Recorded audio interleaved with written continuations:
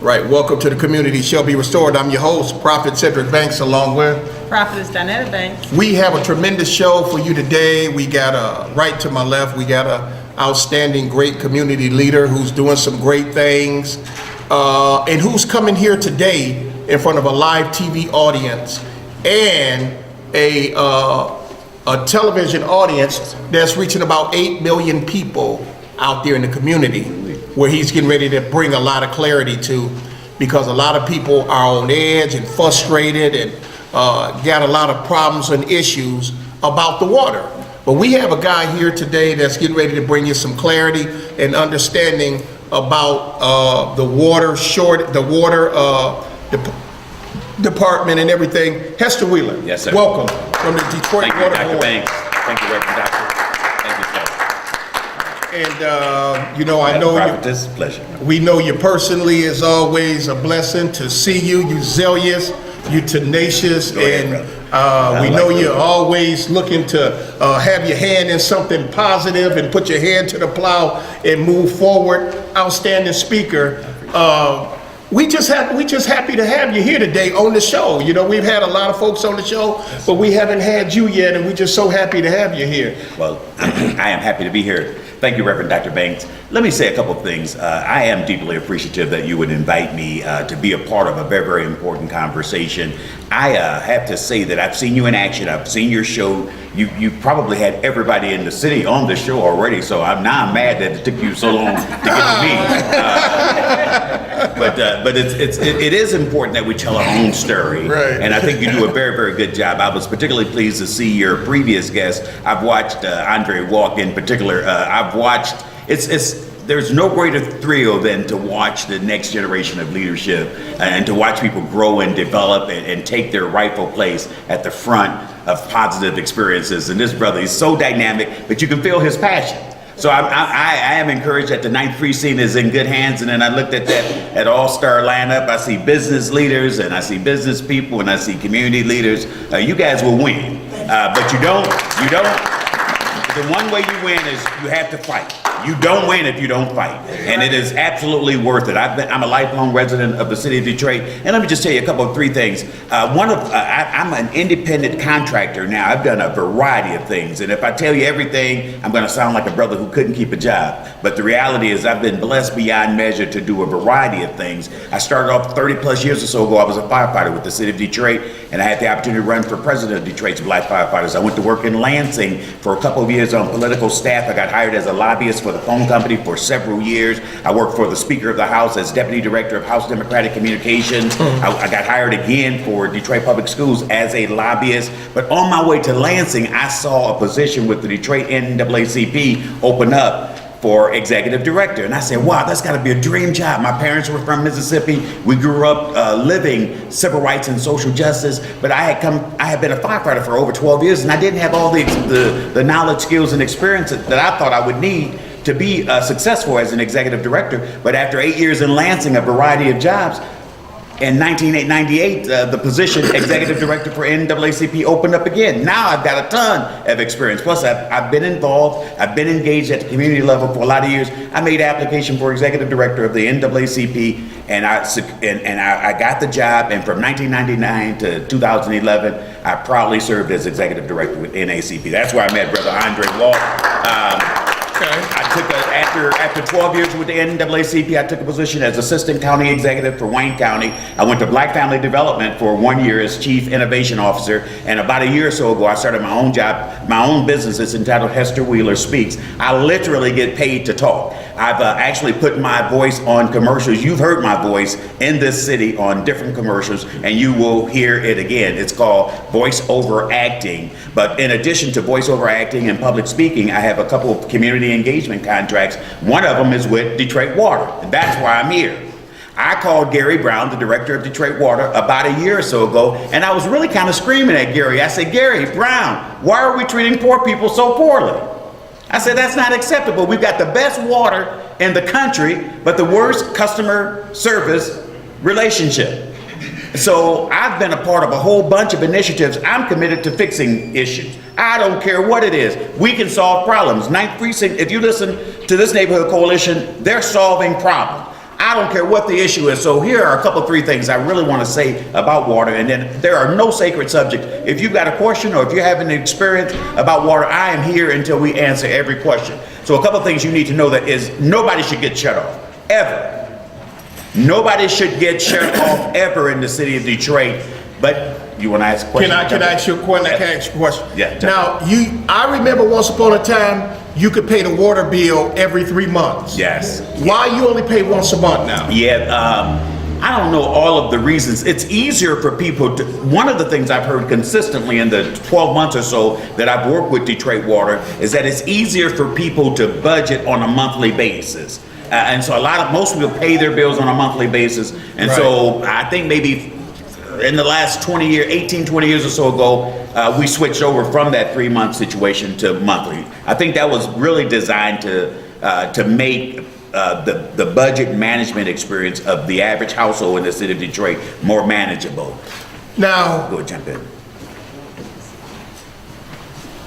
Now the water board, they began to make this decision to just, they didn't have to go through any Detroit City Council or anything. Were they supposed to go through the city council? Well, to get this approved, to get this ordinance approved or whatever? The water board is a separate enterprise agency is what they are generally referred to. If you look at the city charter, the Board of Water Commissioners are the governing board for the Detroit Water and Sewage Department. So you need to know who your Board of Water Commissioners are. And in fact, I invite you, it is probably in your best interest to stop down at a Board of Water Commissioner meeting so you can really hear how the Department of Water and Sewage operates. So City Council has a significant role, but the City Council does not have legislative authority over the Board of Water. Okay, they don't have legislative authority. That's exactly.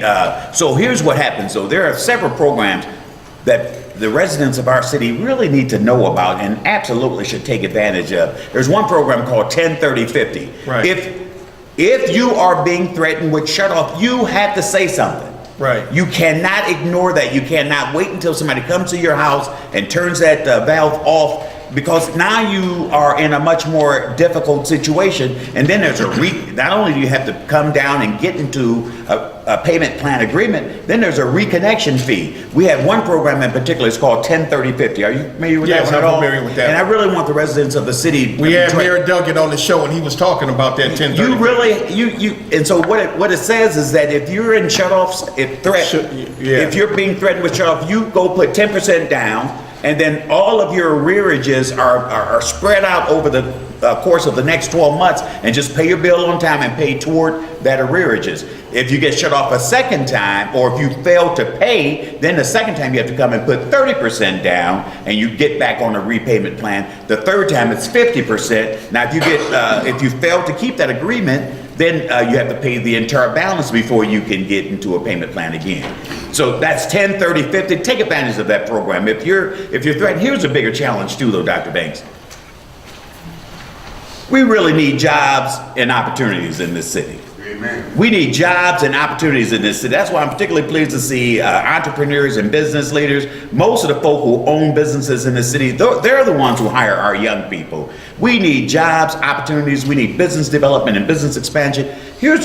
If a person can't pay the water bill in the very first place, it almost don't matter if you come down and get into a payment agreement. You ain't gonna be able to pay it in the second place. Right. Or in the third place. Right. You gotta have unless some money. something changes in terms of your financial situation. Right. But the only thing if you come down and talk and explain that to one of our customer service representatives, then you might be a candidate for another program, and it's called WRAP, W-R-A-P. And I have plenty of flyers and copies of information that you should take advantage of. If you live at a particular point in terms of low income, you probably qualify. WRAP, W-R-A-P, Water Residential Assistance Program. Not only will we suspend any shut-off threats to your particular property, we will make payments toward your arrearages if you commit to making your payments on time for 12 months. A lot of people don't know that we have those kinds of programs, but truth be told, it is not enough. But what you should know is that the Detroit water customer is the same DTE customer.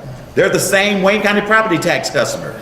The same person who is being challenged by DTE, is being challenged by Detroit Water, and being challenged to pay your property taxes on time. If you don't have the money, you don't have the money. Am I correct? But here's the difference. DTE has a pot of money called LIHEAP, LIHEAP, Low Income Home Energy Assistance, $18 million that helps to address some of the needs of low income households. Detroit Water doesn't have that. So that's a part of your challenge. Now- Jump in, Dr. Banks. Thank you so much, Dr. Thank you, Miller. brother. Thank you. I appreciate it. It's I all appreciate good. you so much. You know what I want to ask? We have a powerful audience out here that's been waiting on the water company to come. Has anybody got a question for Dr. Please. Wheeler? So, Andre Walker speaking, so are the runoff rates Yes. that high? Yeah. See, I had my wife to call this morning. My last month water bill was $163. You know, then turned around this month, in February, the short one, it's $238. Now, Is that just for your residents? and I work 6 days a week. Yes, sir. So we barely even home. Not even there, yeah. So I'm trying to understand how they calculate this thing because see, we're critically approaching a point here. I'm not going to say just in the city, but with all bills. You know, like gas, phone, water, everything can't be a condo house number. That's true. Everything can't be there. That's I mean, these bills, Yes, sir. Yes, sir. Yes, sir. So a part of, I'm glad you asked that too, Andre. Let me, because that gives me an opportunity to explain. There are three things that happen on your water bill. There are three different things that you pay for. You pay for water, which is what you drink, right? You pay for sewage, which is what you flush, and you pay for drainage, that's runoff, which is what you referenced. And you paid for drainage for years. It's been on your bill since at least 1975. What you hear a lot of discussion about nowadays, first of all, let me explain. Drainage is all wet weather related activity. That's ice, snow, rain, everything that hits the roof of your house or your driveway, everything that comes off of your property and flows into the sewer system. It is being processed the same way sewage is being processed. There's an expense associated with processing sewage. There's an expense associated with processing drainage. You've always paid it. What is happening now is there's a new formula that helps the Detroit Water Department get to what we call equity. There are 22,000 parcels of property in the city of Detroit that have never paid drainage. So all of those folk are coming online for the very first time, and many of those folk are screaming like, what is this? So if you own a parking lot, for example, you don't have a bathroom or a kitchen, maybe all you have is a guard shack, you've never had a water relationship. Now those companies are paying for the very first time. Churches, for example, and we're trying hard to mitigate whatever impact. I'm like you, I don't think there should be a radical increase in any expense. Exactly. Nothing radical. It should be gradual. I see a hand there. So you understand? Go ahead, take a question. Take a question. Come on, sister. I'm sorry. Okay, I live by myself. Yes. My water bill is 70 months. I even tried the Your water bill is how much? $70. $70. That's the average water bill in the city of Detroit. But first of all, it shouldn't be that high because I don't even flush that much. I don't even be at home. Yes. A lot of times I'm traveling. My water bill has gotten bigger. Now, as far as the water coming off, I have a rain garden where the water's going into my rain garden. Excellent. I have a bucket of the barrel, rain barrel. on that. So why do I got all this drainage? You might have, you might qualify for a credit. If you have a rain barrel, if you have all of your gutters disconnected, Yes. you probably need to do what we're asking all residents of the city of Detroit to do is come down, call, validate your property and explain what's going on. You do qualify for a credit if your gutters are disconnected. And if you're using rain barrels, if you've redirected your water into like a flower garden or bioretention pond, you qualify for credits. Right, and okay, thank you. I appreciate that. And let me say one other thing too. I hope everybody in this room I hope you all have your gutters disconnected. It is in your best interest to disconnect your gutters. If you get a rainy day, this system is only designed to accommodate so much rain. And when you get one of those heavy rain days, it's an 80 to 90% likelihood your basement's gonna back up because the system we live is not designed to accommodate a whole bunch of rain in a short period of time. So thank you for that question. Another thing, okay, why are the basement backing up? Why aren't you charge us Y'all don't come out and clean those drains. Yeah, that's an issue. You charging us. It's an issue. The sewers are backing up. Yes, ma'am. But I've been back in Detroit 7 years, I haven't seen you out one time. Yeah. Now, Well, we do have a crew that does it, but one of the things I'd ask 9th Precinct, just do a visual in your neighborhood. If you've got those basins that are overclogged, you either call us, but it might be in your best interest, just clean them off. We've done that. But keep doing it, or call us regularly so we can get into the regular habit of checking on it. And so when will y'all come and clean them out? Because we have a street that backs up every Well, time it rains. I don't disagree with you. We got an old system. We've got challenges, and what I've learned is that we got a long ways to go to get to the level of customer service that you deserve. I don't think anybody should be on hold for more than 3 or 4 minutes without somebody coming back every 30 seconds saying, "Thank you, you're number 19, but whatever. Now you're number 12." We've got a ways to go. Our technology has not caught up with reality. That's an absolute fact. People have told me they paid their bill online on the website on Monday, and they still got shut off on Wednesday. That's unacceptable. But we are improving it. In the next few months, come 1st of May or so, you will be able to pay your water bill online. You will be able to pay in real time, just like if you pay your cell phone bill, before you hang up, they send you an email that acknowledges you paid your bill. Am I correct? Right. We're trying to get there. We also will create this situation where you can pay your water bill at a kiosk. At Rite Aid stores, you'll see this thing that looks like an ATM. Right. Just like you can pay your property taxes, you'll be able to pay your DTE bill, you'll be able to pay your water bill. So we're trying to get there. We're not there yet. That's an absolute fact. We're trying to improve. We just sent 30 plus people through a customer service, brand new people through a customer service training experience. And honestly, I hate to say this, but we just try to teach our customer service representatives to be nice to you. If you call, you're already in distress, you got a problem. So you deserve to be treated nicely. So we're not there. The best customer service center we have is on this side of town. It's 6 Mile and Gratiot. That's the best. And you need to tell us. We're going to change the location. We got another one on the west side on Grand River, past Greenfield. We're going to move that into the Northwest Activity Center, trying to improve the experience. Why is the sewage 3 times more than what my water is? Yeah. Now, I'd love to. My house. Yes, ma'am. So I want to know why my sewage is so big. Yeah. I'm a single person. Very seldom is at home. Yes. So why is my sewage so large? That's a good. I told you they wanted answers. I love it. But I told you they wanted there are answers. no sacred questions. I am happy to be able to try and explain this as best I understand it. We are under a lot of regulatory oversight type guidelines. The fact is, the reason Detroit has the best water in the country is because we've fought hard to maintain certain standards. So I don't know if you guys have seen it, but if you haven't, Andre, and maybe a couple of your leaders, Terry, I see you in the audience, any of you are interested, I'd love to, we're scheduling a series of tours. If you've never been to the Detroit Water Treatment Facility, you might want to go see it firsthand. You might have to cover your nose because it's not the most pleasant smell, but you need to see firsthand the kind of investment we've made in this city over the years. We've got these systems, they look like big bathtubs. One of them is at the end of Maharis Gentry Park. They're called CSOs, combined sewer overflow, and typically your water bill might be, let's say your water bill is $20, your sewerage is about 2.5 to 3 times more than your water because all of that is being processed and treated the same way because the Michigan Department of Environmental Quality and one other federal agency that regulates water, they said we cannot run sewage into the Detroit River. If you remember 15 or 20 years ago, you couldn't fish or boat in the Detroit River. Now you can, and that's because we've cleaned up those processes, but there's a price to it. One other big issue, this is unsettling. This is unsettling. But Detroit Water was designed for 2 million customers. So we paying for 2 million customers, it's not 2 million. That's exactly the reality. That way, That's exactly the reality. I hate to tell you that. Jump in, sister. I see another question. Right. In regards to the 1030 and 50? Yes, ma'am. Okay, I live in 11 precinct. Now, when you go down there and try to make payment arrangements, your payment is due on the 3rd, only because we live in this area.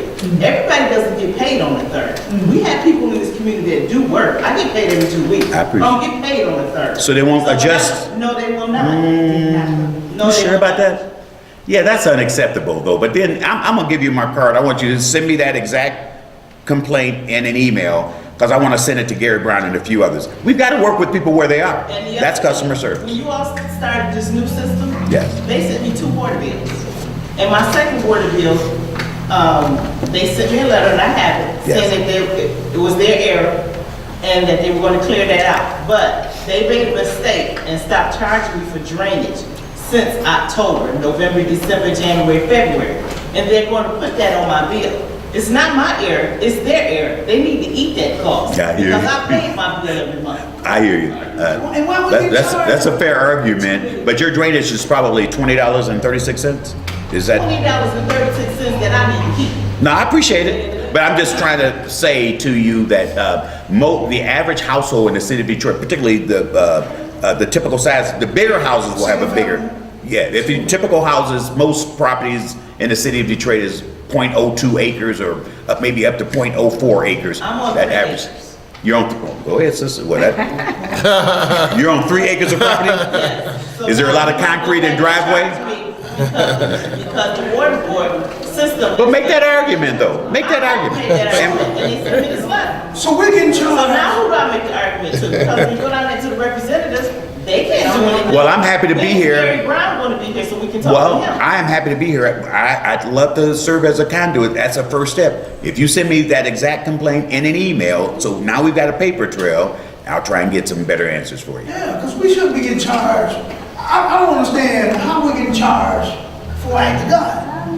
Yeah, You can't control I know. rain. That's a fair. That's a fair. That's a I fair. mean, what's next? You don't trying to breathe air? I know, but that's why I got to take you on a tour. I got to take you on a tour. Nobody wants to smell that, we'll never drink it. But you know, the part of no, that's not true. People do want to see it. But here's a part of the challenge. We've got all these city systems where we have to process and clean this water. That's a part of. People say, well, it's an act of God. Wait. Houses burned up. Now we have to pay for the ones who have left Detroit. We have to pay. Well, actually, let me tell you this. Well, I'm gonna answer everybody's question, but we can't be 3 people can be answering me a question at the same time. So let me just answer yours in particular. So we've got 22,000 parcels of property that are coming online. Now they're beginning to pay their bills. You won't see any radical increases. In fact, this year there was no increase in your water bill, particularly for residential customers, because of more people are coming online paying their bill. When Mr. Brown started 2 years or so ago, he said the collection rate in the city of Detroit was about 70-something%. Now we're up to almost 90%. 94 and 95 is the national standard. And as long as we're able to get people to pay their water bill, you don't pass that uncollectible on next year into increases for everybody else. So we're actually doing a better job. Yep, I see Brother Moses. Yes, And I'll come back to you, sister. I'm a community partner, Yes, sir. and we own some lots. Now, we invested into rain barrels, Yes.